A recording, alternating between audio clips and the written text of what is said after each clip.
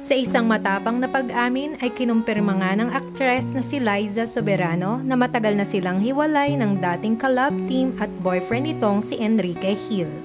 Ayon kay Liza, halos 3 taon na mula nung tuluyan silang maghiwalay. Ngunit napagdesisyon na nilang huwag munang isapubliko ito sa kahilingan na rin ni Enrique. She agreed to it dahil takot din siya na maapektuhan ang kanyang career at ang imahe sa publiko. Inamin din ni Liza na after niyang makipag-break ay patuloy siyang sinusuyo ni Ken. Bagamat matagal na silang wala, sinabi ni Liza na maayos at puno pa rin ang pagmamahalan ang naging pagtatapos ng kanilang relasyon. Inamin din niya na umabot sa punto na pinag-isipan na niyang magpakasal kay Enrique.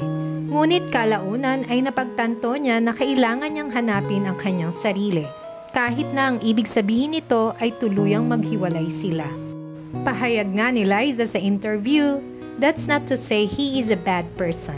He didn't do anything bad. Nothing bad happened. Our breakup was really good. It was just that we weren't a match anymore." Sa'yo, mahal na mahal kita. I love you forever. And even if the world will end, my love will never end for you. Complete the statement. Liza is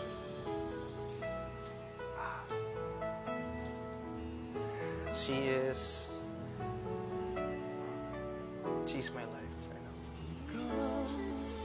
Sa ngayon ay wala pang inilalabas na pahayag si Enrique Hill ukol sa revelasyon ng dating kasintahan. Anong masasabi nyo sa issue na ito? Please don't forget to leave a comment.